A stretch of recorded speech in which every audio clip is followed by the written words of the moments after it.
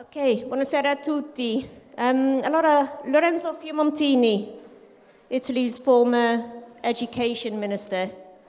If you'd like to introduce, I have some questions for you after, by the way, because I obviously covered some of the things you did when you were in government. So yeah, if you would like to introduce yourself, thank you.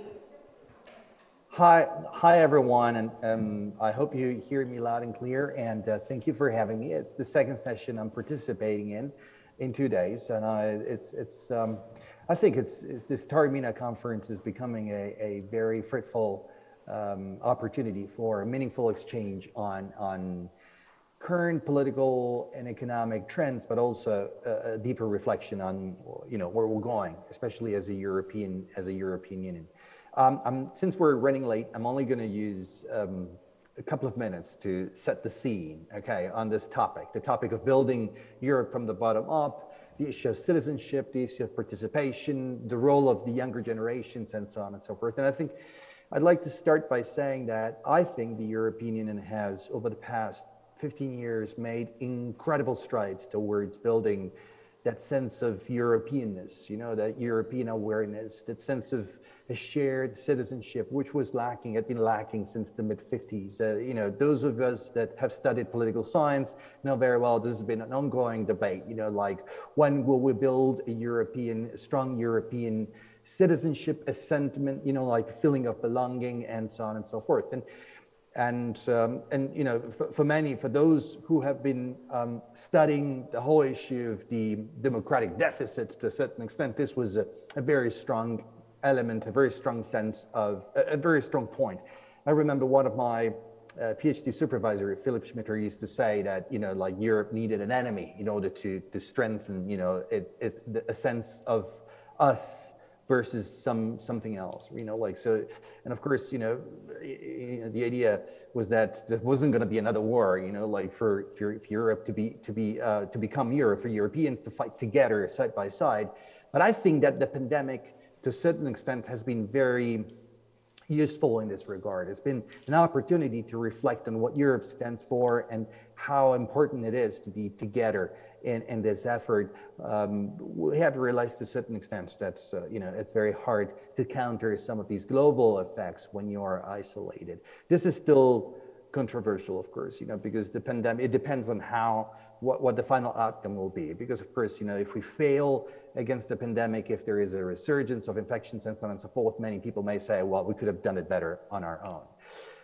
One issue that is worrying to me, however, is the fact that some of the most important programs over the past few years that have significantly contributed to strengthening a sense of Europeanness,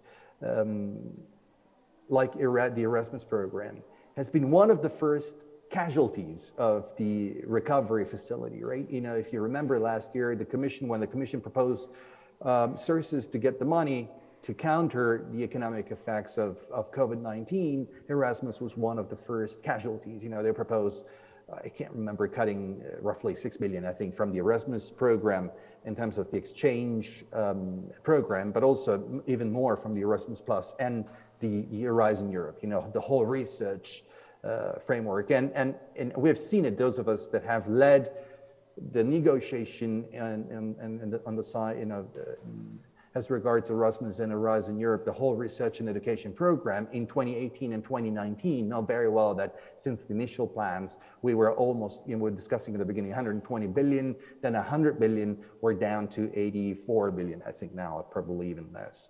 So there has been a negative consequence in that regard. And I think this is to be taken seriously, because if we fail, in order to support the European economy, we fail to understand how important it is to continue investing in building that sense of social cohesion within Europe. I think we're failing this very important process of building a sense of European citizenship, which is stronger in the younger generations than it was in the previous generations, but it shouldn't be seen as a fait accompli. It shouldn't be seen as a done deal. And I remember, and I'm closing, I remember when in 2007, I think, I published a piece which was published on the first page of the New York Times. And it was based on our first research. I think Calypso probably remembers that at the time we were closely working with our colleagues in the UK. It was the first research on how Europe was perceived from the rest of the world, you know, and the title was "Have You Heard of the European Union?" And the outcome of our research was that it was almost not perceived at all, and when it was perceived, it wasn't perceived as a whole; it was perceived as a fragmentation, as a selection of member states. And I think that perception has changed over time. But now it's the point when we need a quantum leap. We need to take, you know, we need to make a qualitative difference. If the recovery and resilience facility becomes an excuse to cut down on what makes Europe stronger from a social point of view, I think we're missing the big opportunity that we now have to make Europe not only the largest common market in the world, but actually an important area of shared responsibility and shared vision. And I think so. I think there is an extremely significant, after Brexit, opportunity here to be grasped, but I'm not completely sure that our colleagues in Brussels, as well as our governments in the various member states, are getting it to the point that I think we get in this conference. Thank you. Thank you, Lorenzo.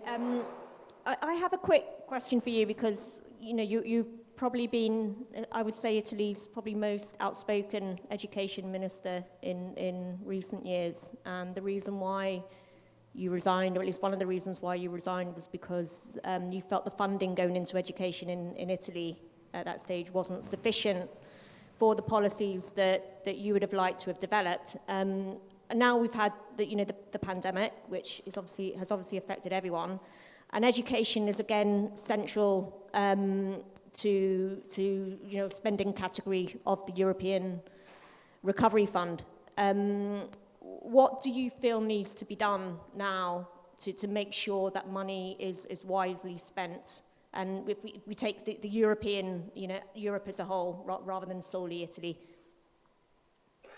Well, I think what needs to be done is precisely what I said. We need to understand the social pillar is probably more important now than ever. We cannot afford to have Europe become a highly unequal continent.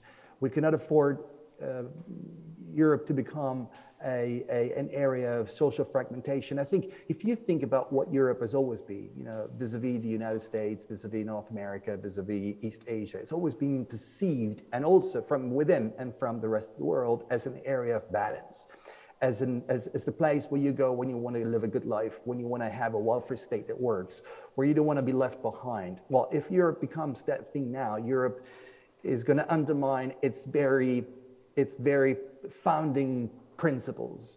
And when it comes to Italy, I think that, first of all, I was right as a minister, and the pandemic proved me right, because we had so many issues with schools not being manageable.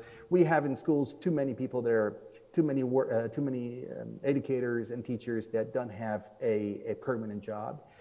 And one problem that I think we're going to face in Europe as a whole is that if we think that the resilience and recovery facility is only going to be designed to invest in things rather than to invest in people, we're making a big mistake. The Italian government has made a big mistake since the beginning of COVID. It has invested more and more by, of course, increasing its public debt in things at school, in desks, in chairs, in tablets. It hasn't invested at all in the people that make the school. Our teachers are still the lowest paid teachers in Europe. Our students don't have enough opportunities to learn as they do in other countries. So spending in things is useful, but it needs to be accompanied by current spending, not just capital spending, but current expenditure in the people that make the school, and the teachers, the students, and all the staffs. And this is one of the main shortcomings of the current approach in Italy, and I think elsewhere in Europe as well. Thank you. And obviously the pandemic has brought to the fore all the issues. It's made it, we have the clarity now on what the issues are with schools, whether it be the shortage of teachers or the pay or the types of contracts that they're working on. Thank you very much, Lorenzo. If we now go to Calypso Nicolaidis from the St. Anthony's College at the University of Oxford. Thank you. Hi there. Hello. Wonderful to meet everyone, mostly again. And indeed, sorry that I can't be with the wonderful Armina festival in person, but that's the kind of and I think very place of belonging. I have now switched job. I'm on leave from Oxford, and I have the great pleasure of having a professorial chair at the EUI in our new School of Transnational Governance. So I'm in spirit even closer to you all. And indeed, today we're discussing in an interesting, I don't know if the organizers did it on purpose, I don't think so. We're discussing democracy in Europe at a time where the first plenary, the first meeting of this new conference on the future of Europe is happening as we speak in Strasbourg. There's already controversies around whether there are enough citizens there. And I'd like to share a few thoughts about this, but I want to take off from where Lorenzo spoke to us, because I thought what he said was very, very important. And I think, Lorenzo, you started us very, appropriately with, Europe vis-a-vis the rest of the world. Because at the end of the day, that's kind of what is at stake. How do we exist in this very... Sorry, is there someone on? There was a kind of a noise. Okay, cool. And almost implying, you didn't quite say it that way, Lorenzo, but you said, quoting our good old friend Philip, Europe needs an enemy, and then you said the pandemic. So as if the virus had become this common enemy. And I would say, I just wanted to comment on this because, I mean, in a way it's true. And it's true to the extent that, of course, what we've seen a lot with the pandemic is the use of the narrative of what I call theater of war to fight the pandemic. It's a war to fight the virus, mobilizing against, it's a new war, and Biden said it again. But now I have the phone ringing, which, well, hopefully it will stop. And I actually commented on this at the time, at the beginning of the first confinement, contrasting two kinds of theaters in different countries, and there is everything in between. But yes, indeed, theater of war, and at the time it was Trump, but it was Bolsonaro and others, and the theater of care, what we could call the theater of care. A mobilization, yes, but much more horizontal, caring for each other. In both cases, it's all about masks and oxygen, but in a very different way. And interestingly enough, I mean, a student of mine just wrote a PhD on a thesis on that theme, looking at the narratives of different countries. And it's very often when there was a theater of care narrative that somehow the approach worked better. And often when it was kind of women in charge of the country too. And this is not statistically correct, but so the point is, even vis-a-vis the pandemic, it might not be a good idea to frame it as a war, although to say that it's a common challenge, as a shared challenge, was very important. And indeed, as far as Europe is concerned, I think it also demonstrated that, well, yes, it's hard to think about counterfactuals. And that's one of the problems with the EU, is when the EU does something, it's very hard for us to say, well, what would have happened if the EU hadn't? So in the case of the vaccine campaign, I think it's fair to say that without the EU, there would have been a kind of beggar thy neighbor. Small countries would not have had, as many vaccines, etc.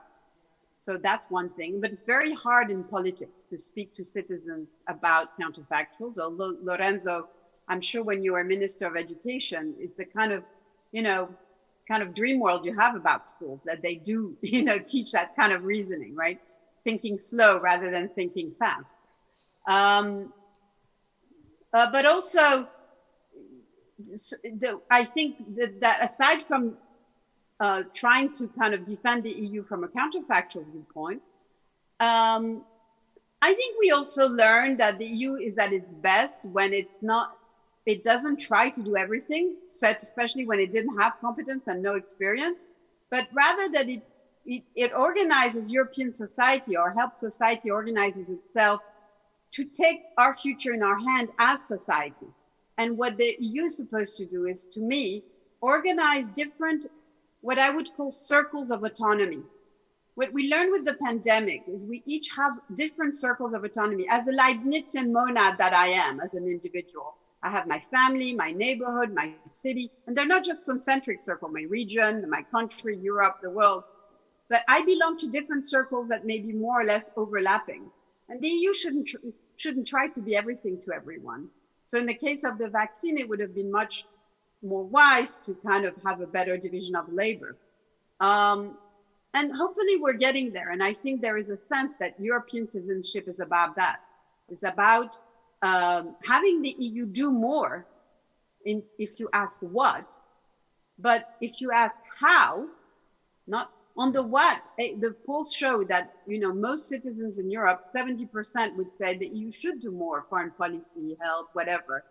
But when you ask how, people want it to be done in a decentralized way, in a way that where I keep control. There are fascinating polls in Italy that show that too. So let's distinguish between the what and the how. And therefore the how, and this gets to our topic today about how to think of this democracy from below.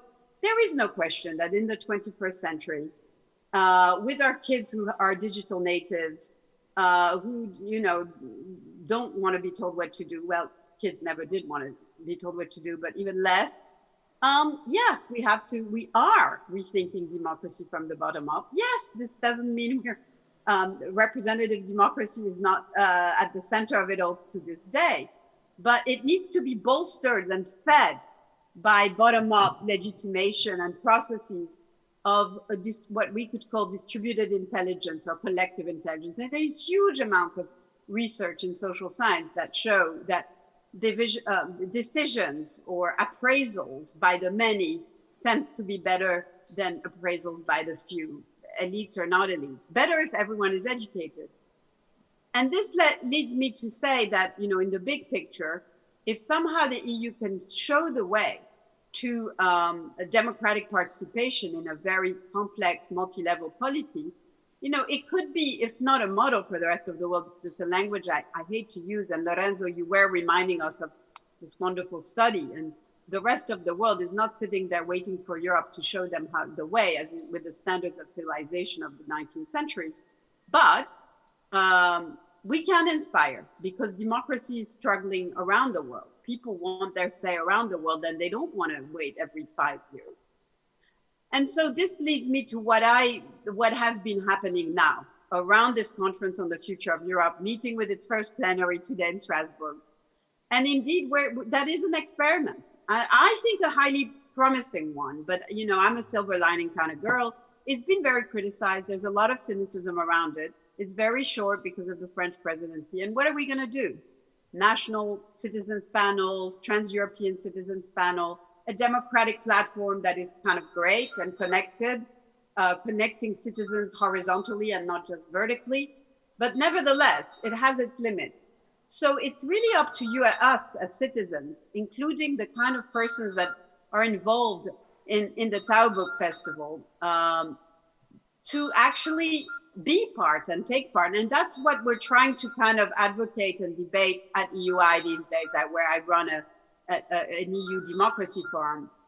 And I just want to share with you in closing, my own personal pet proposal that I've developed in the last few months and presented in the EUI context. And before I do that, I'm just going to hang up that phone.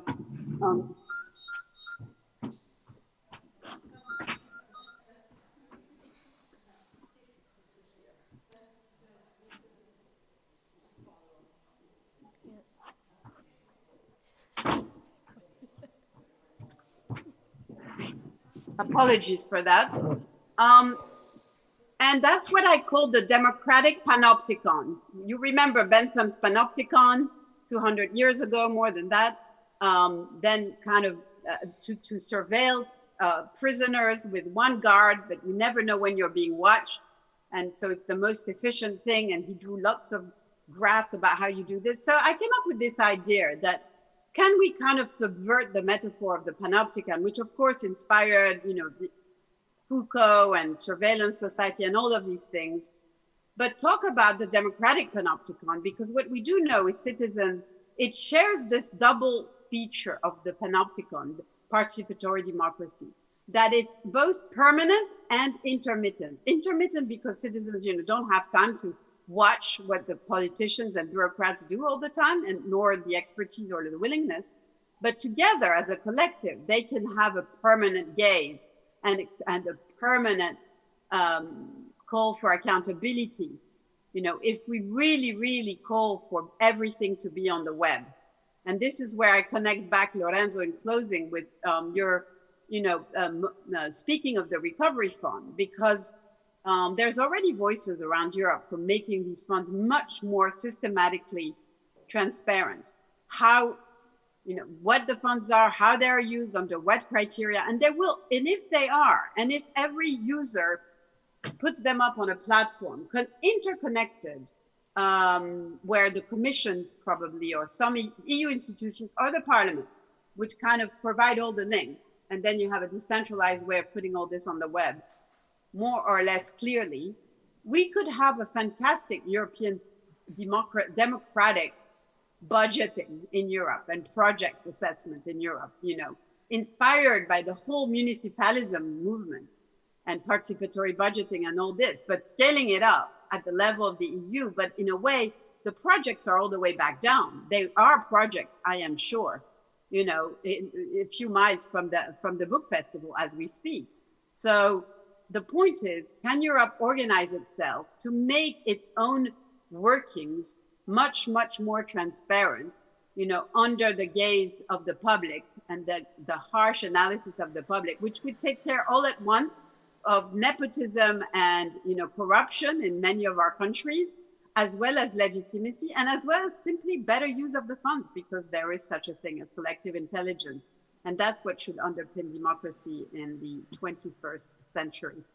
So on this word, I'm looking forward to continuing the conversation with Lorenzo, Roberto, and Sandro. Thank you. And the public, of course. Thank you, Calypso. I'll keep my question very simple. You spoke about European citizens and this sense of belonging in order for these kind of structures to work. Do you think do you think European citizens feel kind of closer, a bit brought together by the pandemic in terms of trying to achieve common goals? Or do you think there's a risk that it could create divisions further down the line? Thank you. What do you think? What do we all think? I mean, it's a very difficult, it's one of those questions where, of course, we do realize, Angela, that, everything goes and anything goes. The question is what your prior is. I think if you are, a great Eurosceptic and whatever, you maybe not, maybe you do realize there is some competition there, since in this whole game, there's a mix of competition between individuals and countries and all of that, and cooperation. It's a funny mix. Put them in a vase, shake well. People understand that. Most people are bright and they get this stuff. So then the question is, I think the next point is that they actually understand that it is a mix of both, and that they both feel closer, not just with other European citizens, but citizens of the world. I mean, it's the first time in the history of humanity where 5.5 billion people were in confinement together, mostly very connected, so seeing each other, being in confinement, and a real sense of solidarity.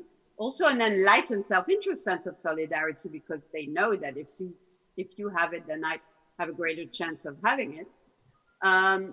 So that's on one side of the ledger. On the other side, of course, they understand that, vaccines it's a competition game. It's whoever gets it first, whether it's within your country or between countries, between the North and the South. But, you know, one of the things I find fascinating in the polls in the EU right now is that there is a plurality of Europeans who believe that once you're vaccinated the most vulnerable among us, then we should share. We shouldn't wait till we have vaccinated 3/4 of our European population to share with, well, you just had a great panel in Africa, but to share in particular with Africa, which has the least. So I think people understand that mix. And this is where I want to say the last the point I want to make, Angela, in response to your very important question. There would be much more to say.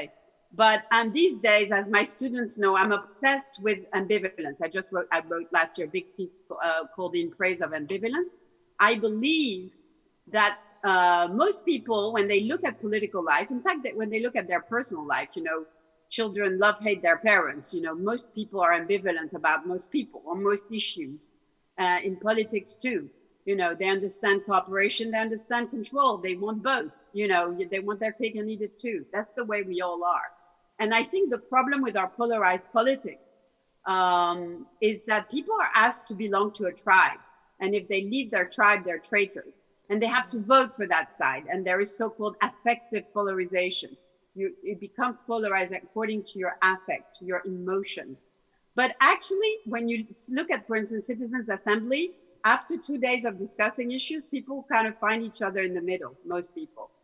And that's because the assembly appealed to their fundamental ambivalence. So politics kind of polarized them. Machiavelli wrote beautifully about this. And I'm not only saying this because I'm now in Florence.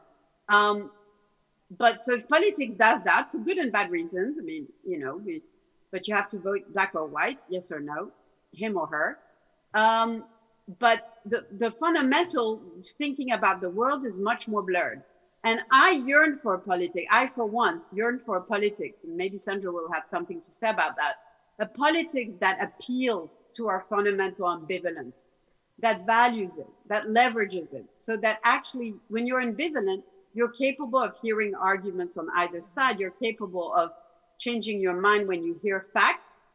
And so when you hear facts that, well, you know, we can only fight with the vaccine, fight the vaccine if we feel we're in it together, then, you know, you get that.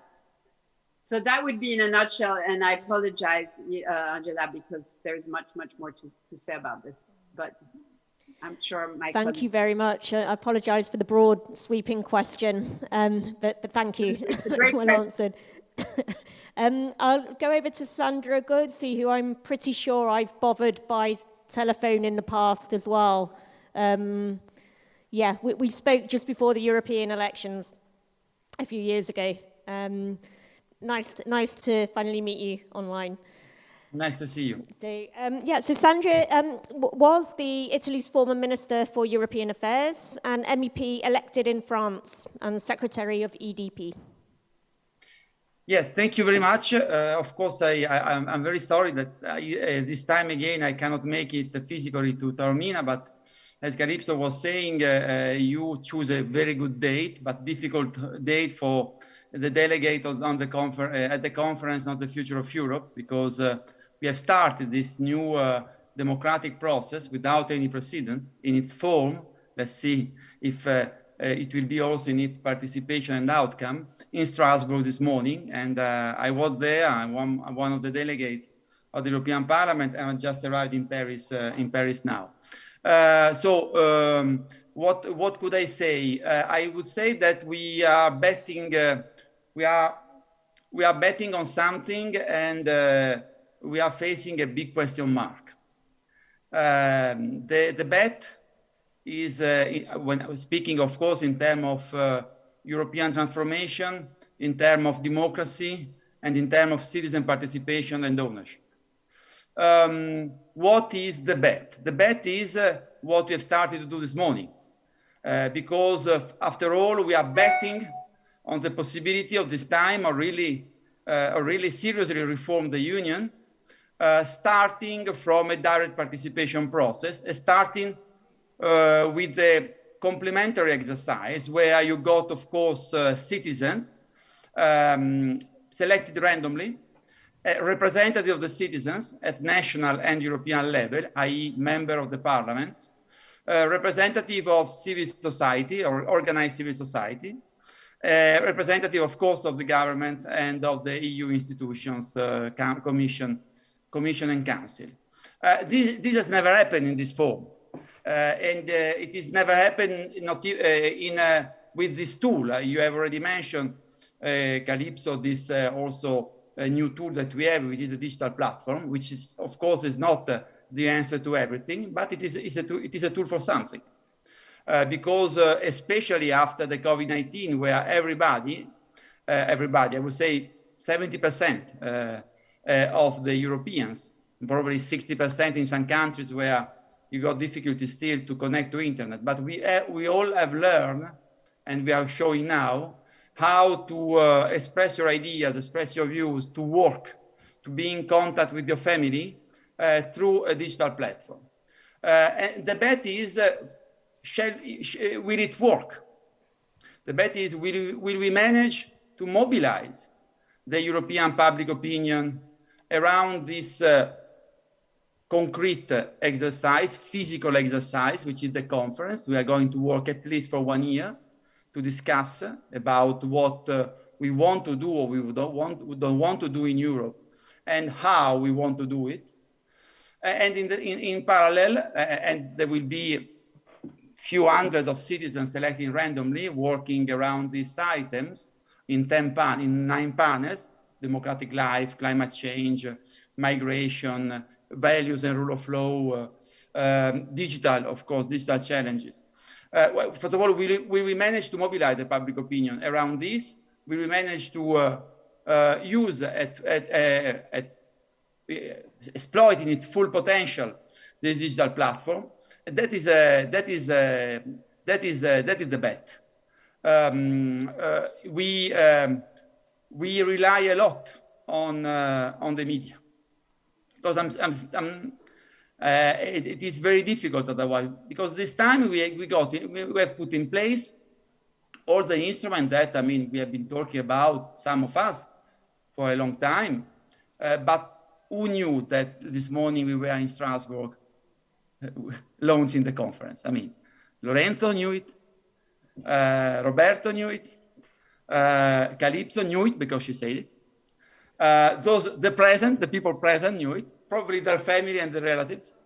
But you see that the challenge is, to really to put down the wall, which still there is between this very new exercise and the general public opinion. And to this, I don't have a silver bullet, and I don't have a magic recipe, but I think that I said it to Sassoli, to the President of the European Parliament, to Guy Verhofstadt, I said it to Macron.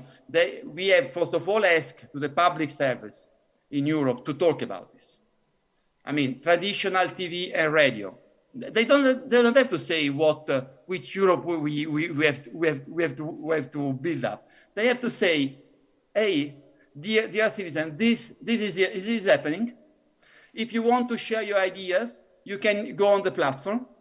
If you want to make proposals, you can go on the platform. We have to do this.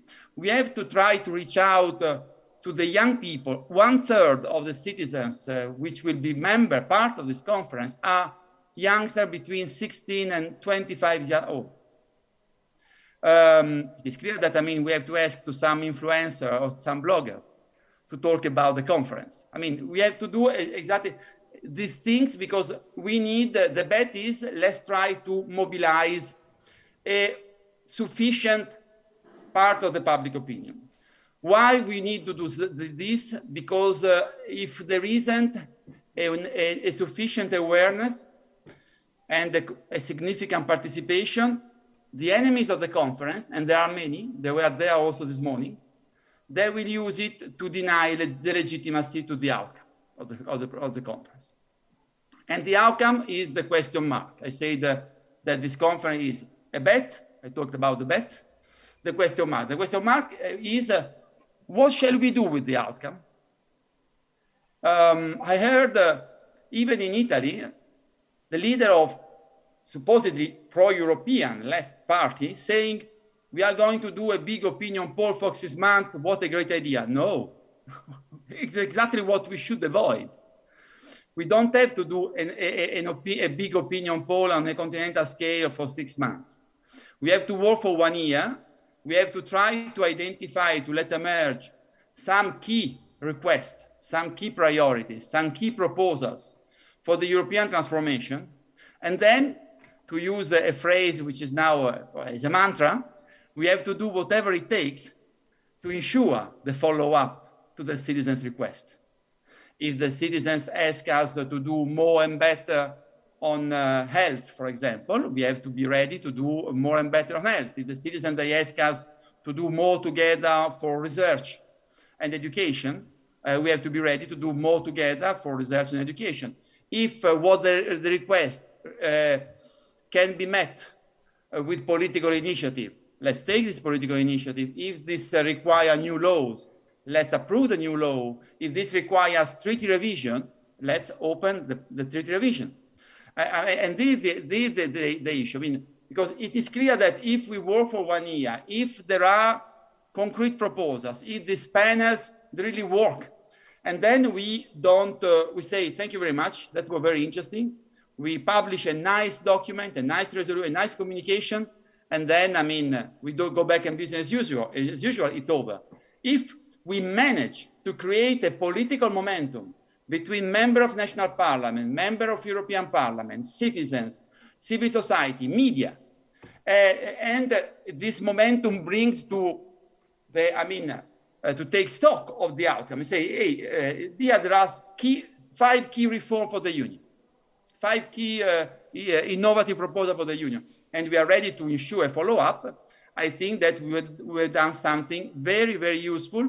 Again, not a model for the rest of the world, because as Lorenzo said, the rest of the world is not waiting for us, but something inspirational, something that can inspire, and something that can allow the citizen to regain confidence in the Union, to regain trust in the public sphere, to regain trust in politics, European, national, local politics, to establish a sort of confidence link, emotional link between politics and institution.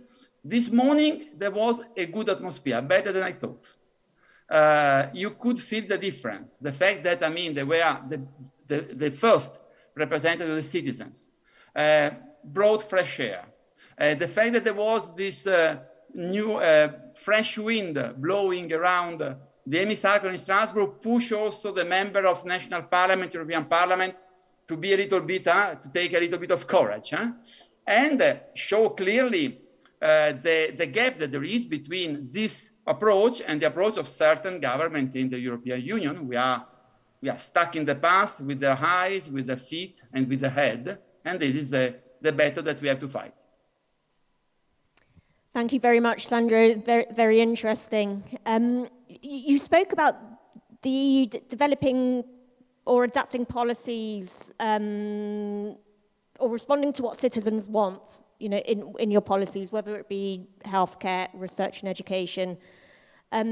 When, just as a journalist here in Italy, for example, you know, when I speak to Italian citizens, their priority is always work, jobs. And when you think of an economy like Italy is hugely dependent on the hospitality industry, for example, bars and restaurants. And we saw with the pandemic, you know, just how badly that sector was affected in so many different ways, you know, whether it be jobs, you know, women working on short-term contracts in that kind of sector. And their priority is jobs. And a lot of people, when I speak to people about even the European Recovery Fund money and how it will be spent in Italy, and, you know, they see things like the green economy and digitalization, and yeah, healthcare is obviously very important. Education is important, but then they say, well, actually, how will this improve my life? You know, I need to get back. You know, their hope now is, now that they're able to open up, they can, you know, take a typical restaurant owner, for example. They just need trade,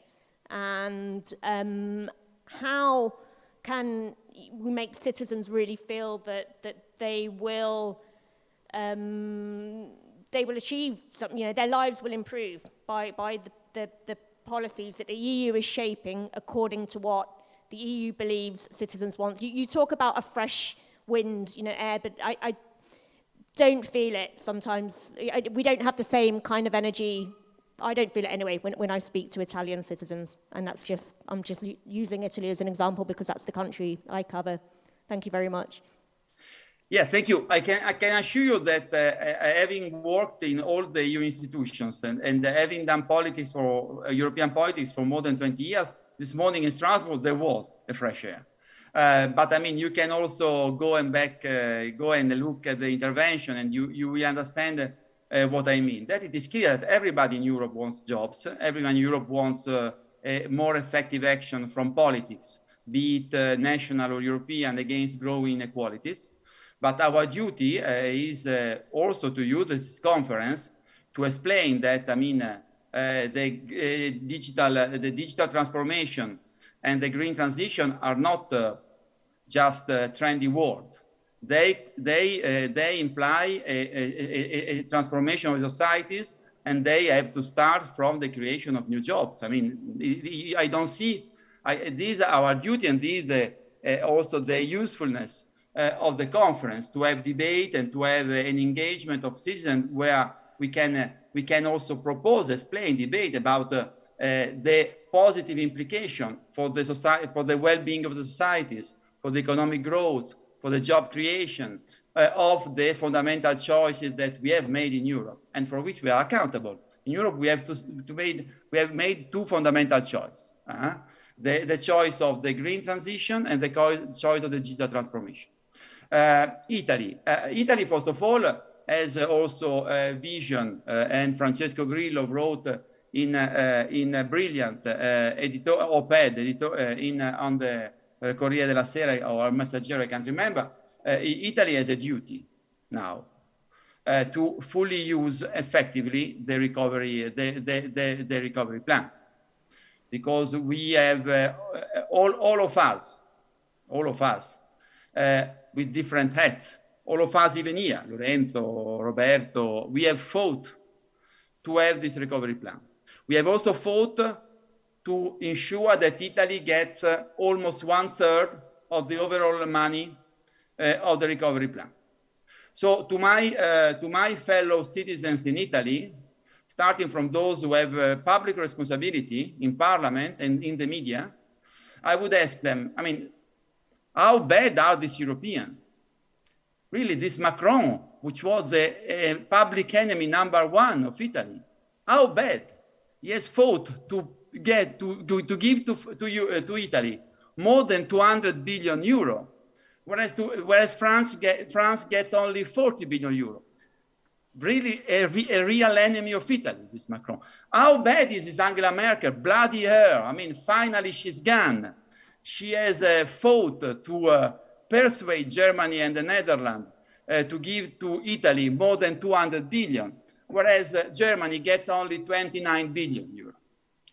So, I mean, these are were our enemies, huh? These were our enemies.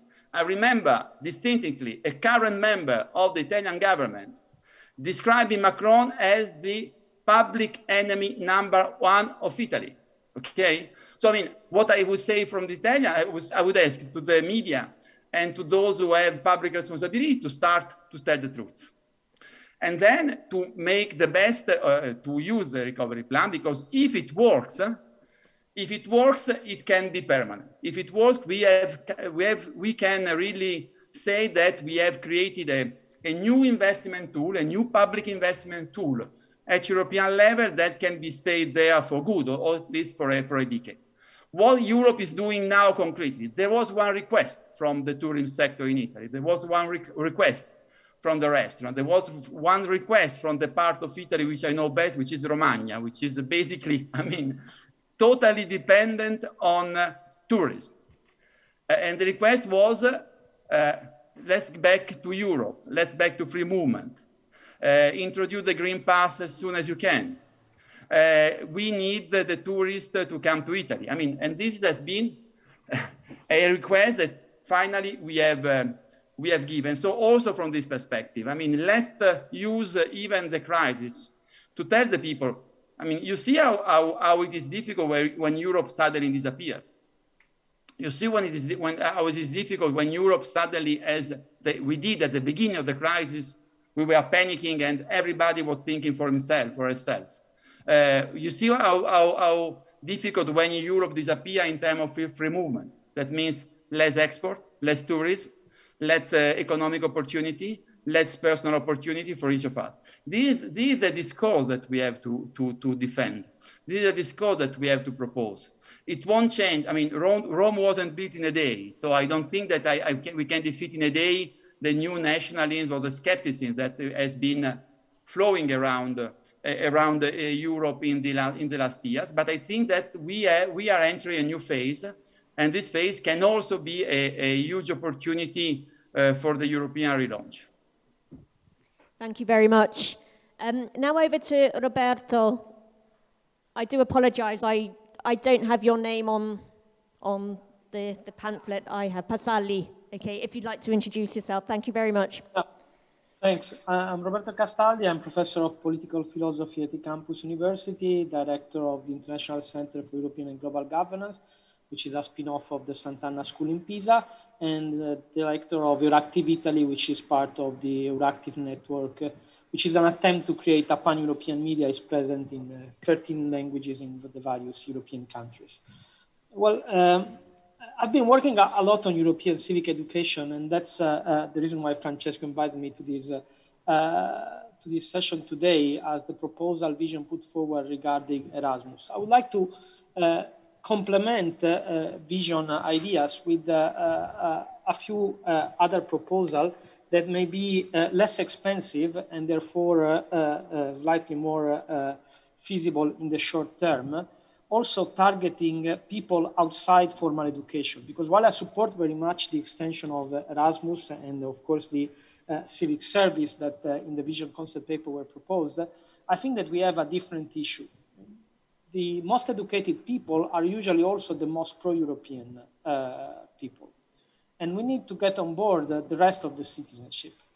I think that there are some experience that we can take from this perspective. Now, there are plenty of training courses of all kinds which are financed by the EU through the structural funds. And the only things about the EU in these courses is the flag, the logo, funded by the EU, and that's it. It would be enough to create a short online compulsory module on European citizenship education that all people taking a training course financed by the EU have to take to increase to an amazing degree the knowledge of the basic of the European Union and what the EU does for its citizens to people that are currently exploiting what the EU does but even don't know about it. The second element is about youngster, and there are two elements regarding European citizenship. One is the transnational element, the Erasmus, the movement, and so on. The other one is the knowledge about the EU, its values, its history, its functioning, because people often feel disempowered at European level because they don't know about the instrument that the EU provides, actually provides them to be active European citizens. The amount of openness and transparency of the EU institution compared to most national government is amazing. For any proposal, legislative proposal the Commission put forward, there is an open consultation that every citizen can participate, sends idea, comments, proposal, documents, whatever. This is something that is not happening in most member states. But simply the citizens are not aware of all of this. So to insert European multi-level citizenship education, because the problem of active citizenship education is not just about Europe, but also about the global issue, the national, regional, local level. Of course, this would be something extremely important. Now, in Italy, this is the first year that civic education is again compulsory. But the way it is does not provide any incentive for teachers to put any element about European Union citizenship. In the first draft of the law, the European Union was not mentioned. I had to lobby myself some MPs and write the amendment that brought the European Union inside that law. And the Commission and Parliament, together with the government a few years ago, had a pilot project on European civic education And the aim was for the government, after the pilot project, to put it in a structural way and reach 230,000 teachers in Italy. And nothing of this was done. We created, through an Erasmus Plus project, a virtual learning environment of European citizenship education, exploiting the pilot project results, because Ceso, our spin-off, provided the national expert for that project. And now it's available with course for teachers, for students, for media operator, and so on. And something of this kind could easily be done at an official level, at an institutional level, with the help of the European Commission, involving the national government, in order to ensure that some basic elements regarding the EU are part of all curricula in all the member states.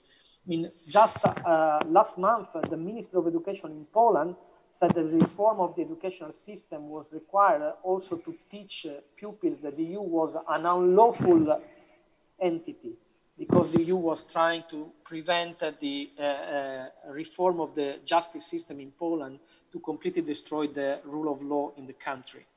Now, these are elements that can be done very easily. They are less expensive than the extended Erasmus, but can have also an impact. Together with Erasmus, together with the other elements. Just like there are good experience about ways to involve citizens in the debate and in having a much more effective communication campaign than in the past. One element would be to exploit symbolic place. Like Taormina, people remember the Messina conference that brought to the Rome Treaty, but which in fact was in Taormina.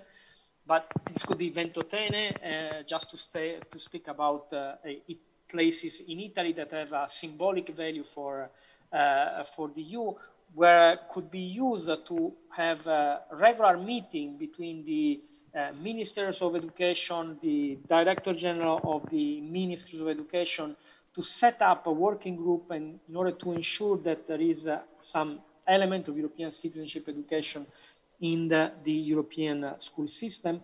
There are other elements like European Awareness Day. This was an experiment we done in Italy, but also in Spain, France, Poland, and the UK. European Awareness Day is a format that is targeting school students especially, with a musical that tells the history of European integration and brings people involved, the audience, emotionally in the history of Europe, telling them that this is your story. And it's a multilingual language musical. The narrative is in the local language, but the songs are chosen in different language to express the meaning of that specific step of European integration, and to give the idea that it's a common enterprise. And then you have a TED Talk or a round table with a debate with the students in the theater. We had some of them with 1,400 students that kept discussing and talking even much longer than the expected time, until the people of the theater wanted to close because we were 1 hour late. Some of them were recorded and broadcasted by national TV, because a musical is something that on Europe is something unique and can be very effective also on TV. These are simple elements that can help involve people, not just rationally, but emotionally, regarding their participation in the European unification process. So there are ideas that can be very fruitful. They can be step forward. There is now a debate in the European Parliament with a report on European citizenship education, which has been due for next autumn. There were some hearings by the European Parliament. I participated in one of them last month. And I think the idea coming out of this workshop can easily be transferred to the rapporteur, who was also today at the plenary of the Conference on the Future of Europe, because among the many heads that Sandro and the rapporteur of this report, which is Dominic Ruiz de Veza, a Spanish MEP, there are also the President Sandro and the Vice President Dominic of the Union of European Federalists. So they are also active not just inside the institution, but also inside the civil society organization, working to build a federal Europe bottom up, involving the citizens, mobilizing them on the ground in the territories around Europe. So I think that the idea that are coming out from this workshop can be transferred also to Dominic, with whom I'm cooperating in writing this report, so that the European Parliament can take on board all the idea that can come forward to build a European citizenship and a European policy of European citizenship education. Thanks a lot for your attention. Thank you very much, Roberto. Which brings us nicely on to Francesca Pellegrini from the University of University of Messina. And Roberto was talking a bit there about Erasmus and teaching of the EU and its history to students here. If you'd like to tell us a bit about some of the changes that are happening to the Erasmus program right now. Thank you. Thank you. Thank you very much. Thank you, Angela. Thank you, Francesco. And congratulations for this organization. I am very grateful to you, to Tau Book, to organize this conference in Messina, the town in Messina and Taormina, the town where the conference in 1955, the conference of Messina took place. Thank you. Erasmus. Erasmus project is the most effective approach to the European citizenship. Because it's a project in which young people understand what means to be a European citizen. In fact, this Erasmus, this project, created a new generation, the Erasmus generation. And my son is part of this generation. And so I think this project is very important for this reason, but for many reasons. It started in 1987, 34 years of experience. And it's an Italian project because it was created by an Italian woman, Maria Sofia Corradi, a pedagogist, that have a negative experience because her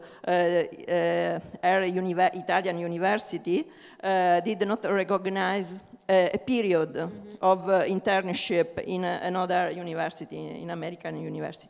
And so she created this project and she wanted that all university students have the possibility to spend a period of their course in another university. So this project started as in the formula study. But then it extended its scope.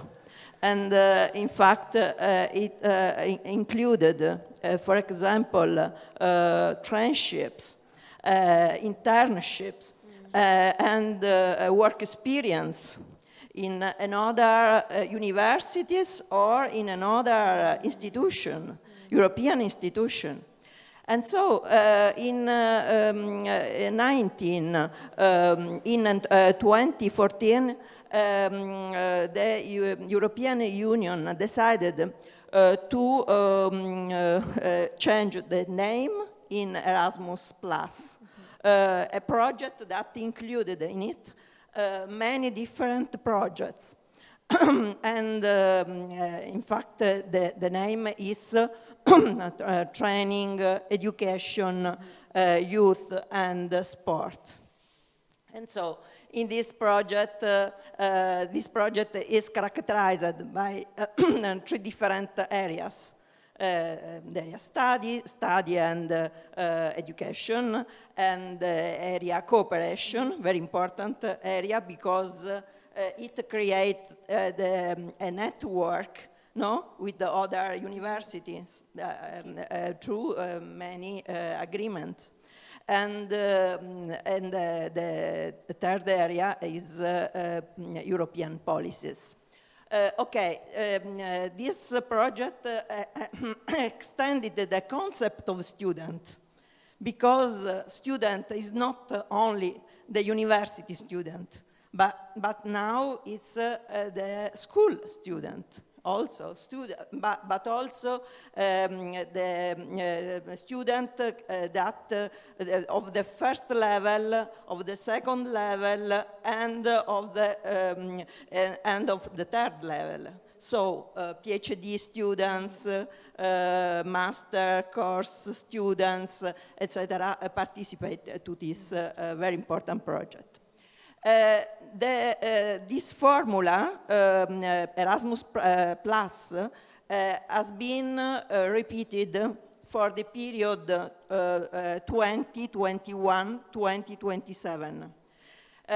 So the name is the same, the area are the same, the three areas, but the budget has been increased, improved, because now is, I think, 28 billions for this period. And so is a very important amount. And it reached a new dimension, international dimension, because participate to this project not only member states, but also candidate states or states that are linked to the European Union, for example, policies, particular specific policies. And so this project is improved. But I think that it's possible to introduce modification, introduce, I think, some proposal. Some related to this project are, for example, it's necessary to remove economic barriers. This is very important, because the scholarship covers only a part of the costs that students must to support. And so it's necessary to cover all costs. And so this is very important.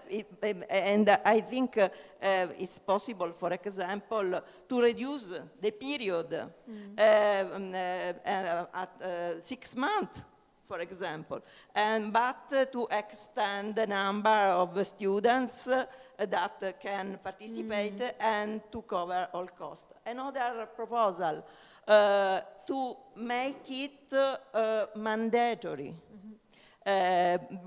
obligatory, because it's necessary that all university or school students must have the possibility to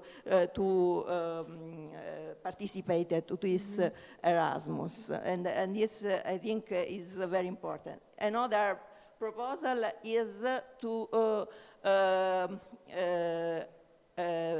organize a guidance activity in the university, very, very important guidance activity. Because, for example, for the formula trainship, the formula study is consolidated.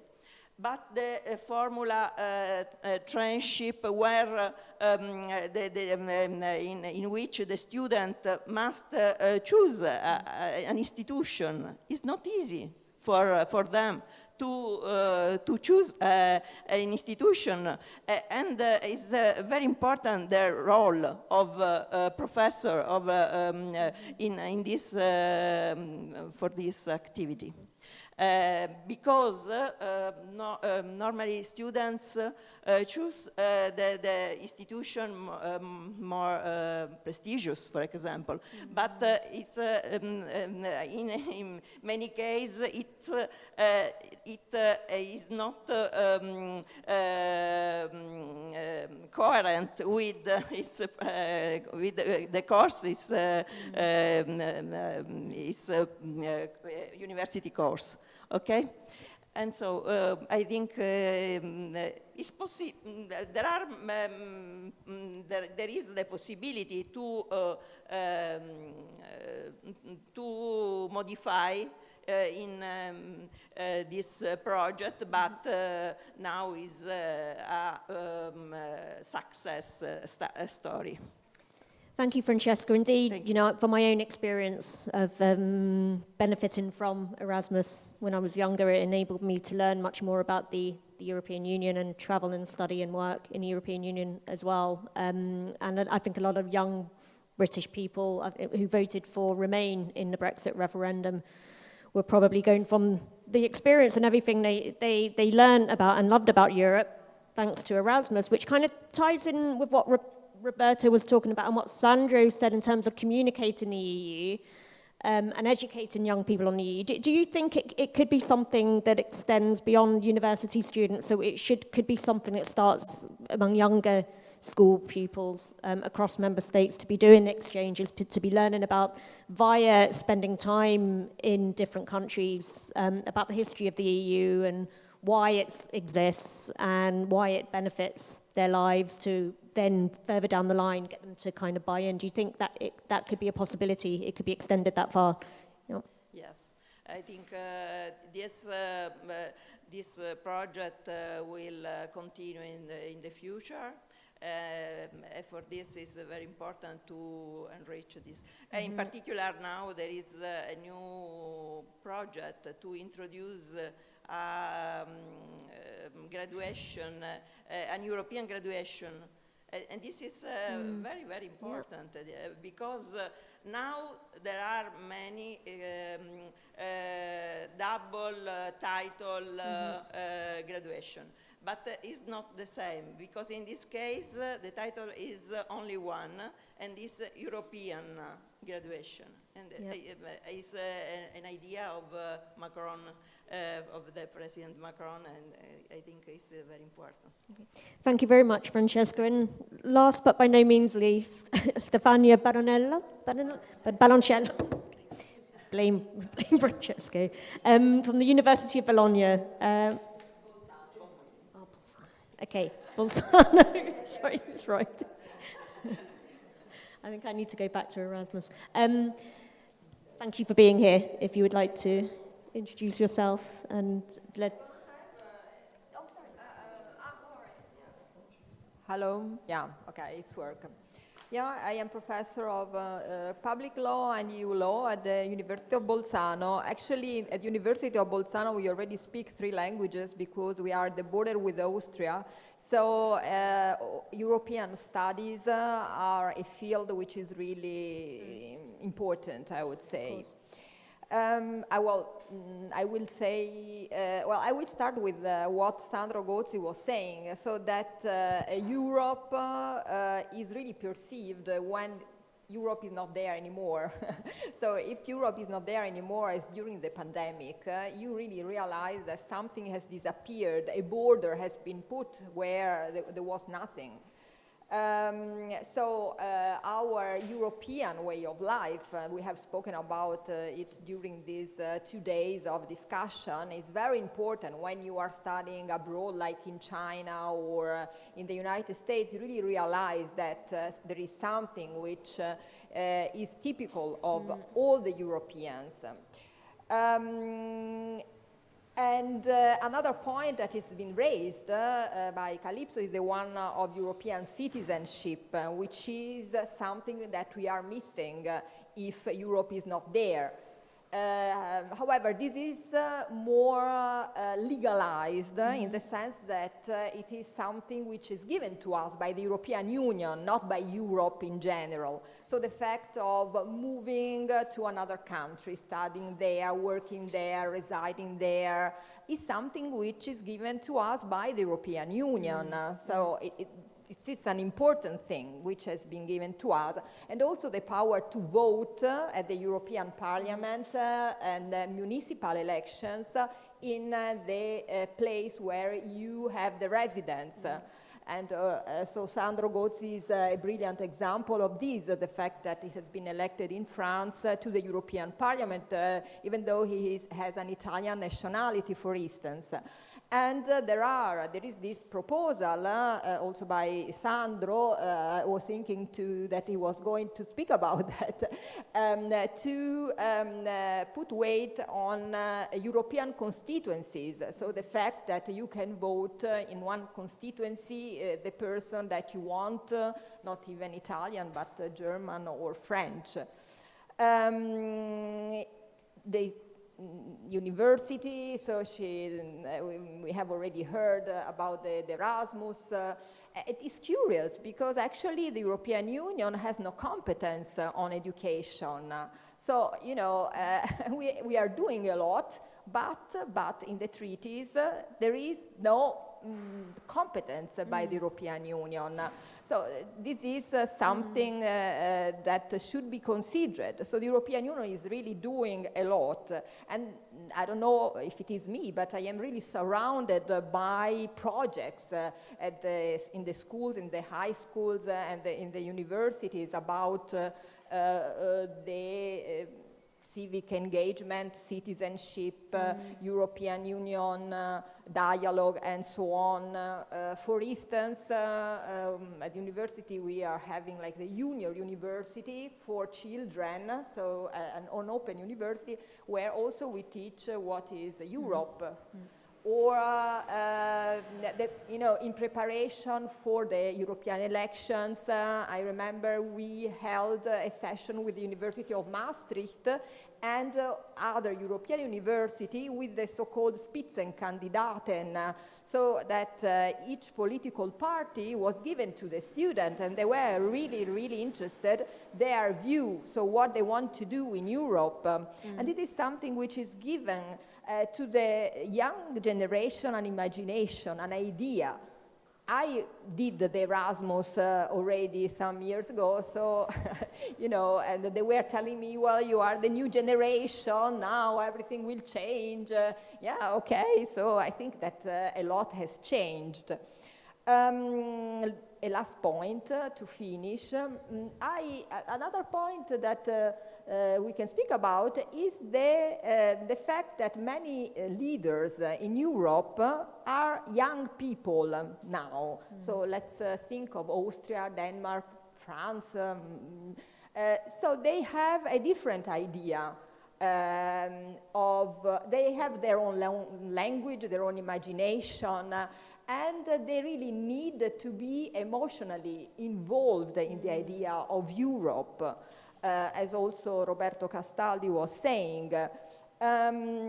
So sometimes when I'm teaching European Union law, I start my first lesson reading Jean Monnet, so what was the idea of Europe at the time after the Second World War. And there we see that the idea is to abolish war among the countries of Europe. So probably the pandemic is like for the young people, like a war, so the fact that you put a border. So I think that this is a good imagination, not only institutions, even though I'm teaching this institution, but, you know, creativity, music, moving, meeting other people. So I think this is important to create Europe. Yeah. Thank you very much. You reminded me of when I was at university, and one of the subjects as part of my degree was EU law, and this would have been a long time ago, back in the early 90s, but I remember being very excited. It made me feel very excited about the European Union and the prospects, you know, just the ability of me being able to go and work in a European country, for example. I just want to get a sense, what's the atmosphere like among your students at the moment, especially after the pandemic? You know, do they feel positive about their prospects? Do they feel dynamic? Are they creative? How are they feeling? Well, yeah, no, it was a difficult year because we were teaching online, of course, which has some advantage in the sense that I had the possibility to invite a lot of colleagues. So, you know, it's also a way of teaching and seeing. We also here we had the possibility of having these important persons speaking with us. I think that for them, the future is really moving, meeting people to strengthen themselves. Because at the time, staying alone, most of them really, they had, so their weaknesses, they just came out. And the fact of meeting and managing of going abroad is something that really spiritually, but also, you know, culturally strengthen them. So this is very, I think it's crucial. Thank you very much. I think that brings us to the end. Does anyone in the audience have any questions for any of our participants? Go for it, Stefania.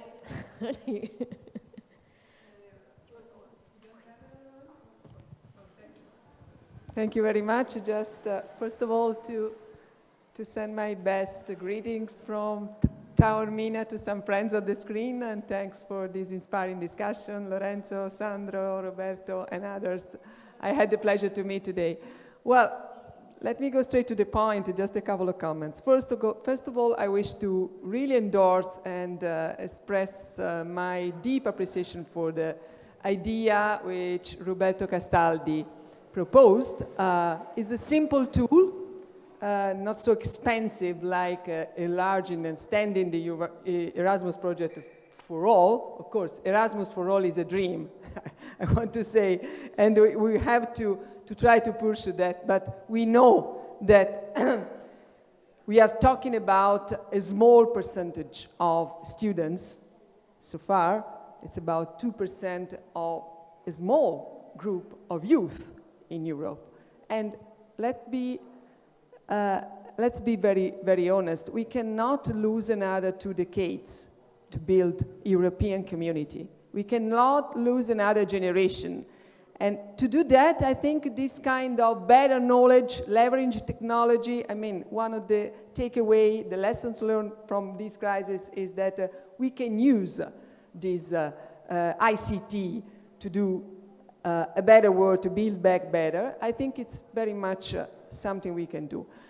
Global citizenship, so to say, is the one side of the coin. The other side is something which is very close to Lorenzo Fioramonti as minister's heart, maybe Lorenzo as well as a person, education for sustainable development.